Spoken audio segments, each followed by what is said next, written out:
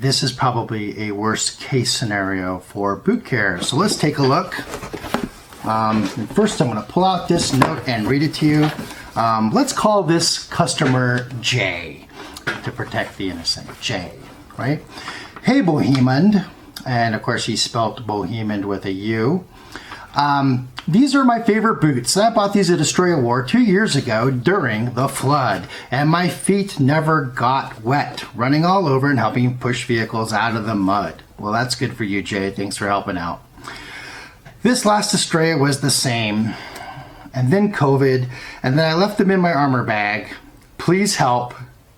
Can these be saved? Well, let's take a look at what Jay sent us.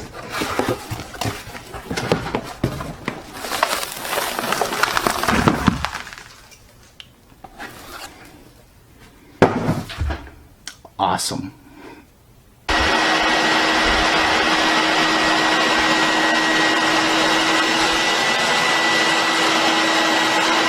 So the short answer is, Jay, yes, we can save the boots. But I'm going to point out a couple of things for everyone first.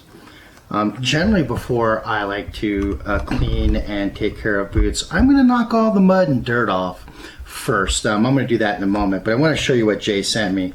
So what's this? This is mold. This is mold. Underneath you can see I got furry mold. So we have a lot of mold here.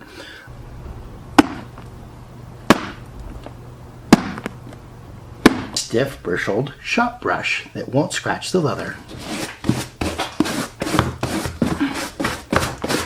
Hay and grass is mixed on the sole, so now I'm going to use a wire brush just on the sole material.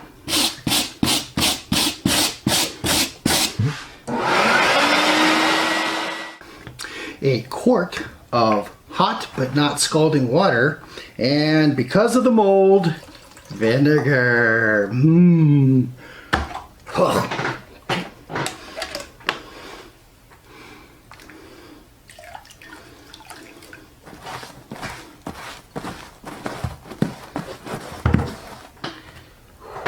Oh, I love vinegar. Easter's my favorite time of year when we're kids. Good.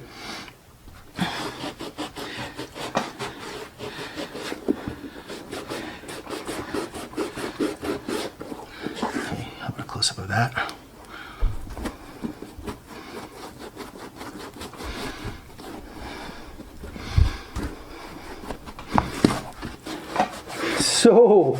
So much mold. Mold. Whew. Mold. Next step, sunshine. Jay's boots have dried out, but what we can see is there's some coloration. There is some salt lines from water levels. He probably didn't lay his boots out to dry properly. And we can see some slight discolorations from the mold and mildew areas as well. I don't believe that this boot needs it, but you can use the kiwi brown burnt for your color. It will match this up, and you could theoretically shoe polish your boot before you waterproof it. I don't believe we're going to need that. I think I can get all the color back doing what I'm going to do when I show you that. Next, mink oil. Because of all the mold and mildew I found on this, I'm not really comfortable putting an organic material on the boot. I think for this particular application, because the leather came out nice and soft, even though it was crusted in mud and dirt and hay, straw and stuff, I think we're going to pass on the mink oil this go around because I want to kill the mold and mildew. That leaves Sno-Seal. And beeswax is notorious for being antibacterial and working great in this use, or to basically smother the mold and smother the mildew, keep the oxygen away from it, and kill it permanently if we can. So follow along and you can watch me apply it. Taking a quick look at the side of the boot, I want to bring something up. A lot of my customers do a really great job of putting the beeswax on their boot, but they don't hit all the leather parts. So they'll hit all this up here and that'll be fine, but all this dries and cracks and it'll cause for the stitching to fail over time. So I wanted to point out that this part of the boot is neoprene and doesn't need waterproofing. But this here is the midsole, and it absolutely needs waterproofing on the side. And of course, this is our welt, and it needs waterproofing. So we are going to apply directly to the entire edge and push both into these stitches and onto the side our waterproofing. Another spot to get is in between the heel piece and the boot proper. And then of course in the front, we don't want any of this stitching to fail. And we can see that there's a little bit of dirt left. Geez. Right on. So we're going to go ahead and push into this seam and definitely get all the threads on this side. We're going to definitely get all those really good with the waterproofing. And of course we want to get the edges of the materials that we can see with our Sno-Seal for this purpose. Now it doesn't matter that the boot's a little bit dusty or dirty, because we'll pick up the rest of the dirt and dust with the Sno-Seal, and when this process is over, these boots are going to look better than new. Here's our Sno-Seal.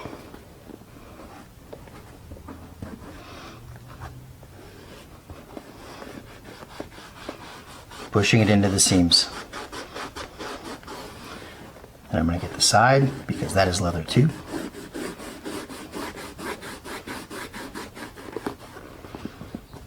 And I'm going to push it underneath here. I'm going to get this edge.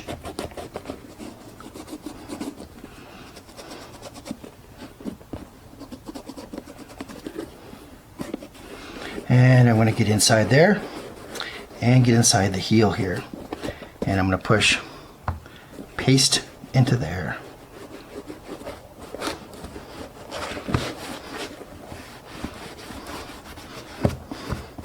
So here's one of our discolored bust spots right here. I don't know if you can see how clearly you can see the discoloration, but I'm going to go ahead and apply my Sno-Seal.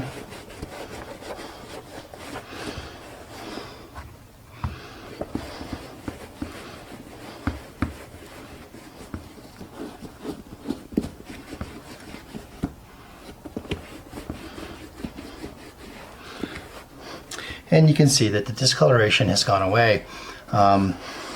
And it's no longer there. I'm going to continue to push this in the seams and work all the difficult parts first, like all the stitching and everything, and then I'll get back and do the big open surfaces last. Laces.